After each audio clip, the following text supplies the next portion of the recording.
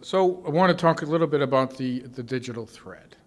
And I've been talking about this for actually quite some time, and I kind of been using this whole idea of the digital divide that goes on in manufacturing. I saw this whole concept come out actually out of Boeing, so I won't take any credit for this particular type of slide or depiction.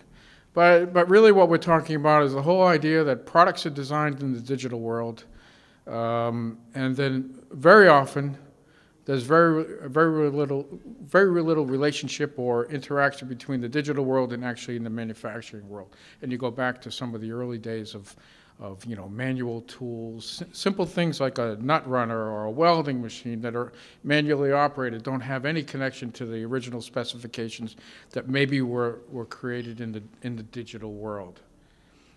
But we've moved far along this path. In fact, I use this slide a lot, even in the surgical world. A lot of the people that in the hospital world, where a lot of the CAD, the design, the planning goes on in the digital world, but in the real world you have drills and knives and saws. So moving forward, we've progressed, quite a bit of progression.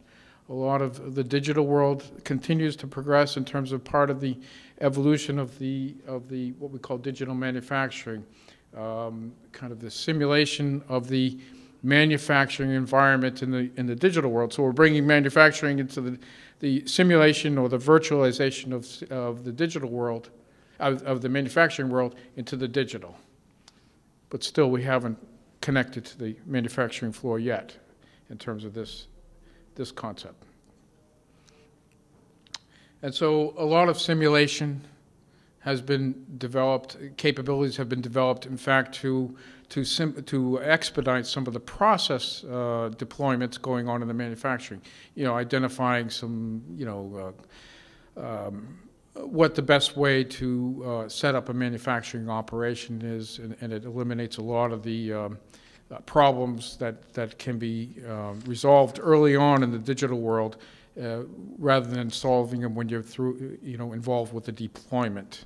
And it's not just in the automotive industry we see this, so the pictures before showed you, but in some of the other markets that we're starting to see more flexibility being employed in the manufacturing line. So this is a depiction of actually a packaging machinery that is incorporated robotics. So a lot more flexibility, a lot more deployment problems that need to be resolved early on in the design of the products, whether it's a carton or a wrapping machine or a bottle filling machine.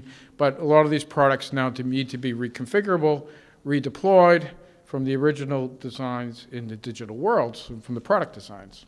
And so we continue to see evolution in other markets, whether it's food and beverage packaging, pharmaceuticals, candies, in this particular case, where they need far more flexibility in the operations to be able to create what they call digital packaging lines, and the ability to be able to reconfigure.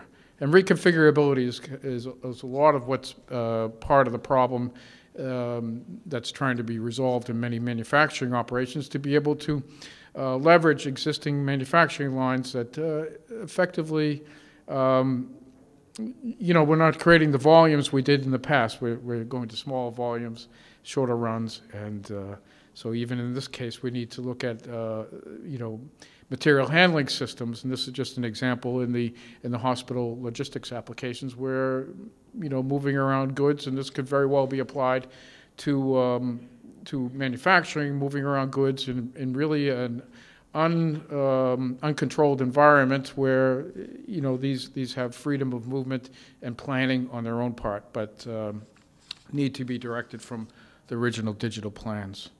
So what lies in the future? I mean, we can create another thread or a digital thread directly to, if you think about what you do today in your office. You create your digital documents. And what do? You print. And what we're looking at in the future is the possibility of moving from eliminating a lot of these manufacturing complexities and going from digital design to digital print. And so this is an example or a depiction of a machine which incorporates both additive manufacturing and subtractive, all in one envelope. So it does quite a bit of the processing all in one envelope using one digital information packet. And so these are some of the products you might see in the future coming out, not only in metalworking, but I was just talking to someone at the forum the other day from Bayer.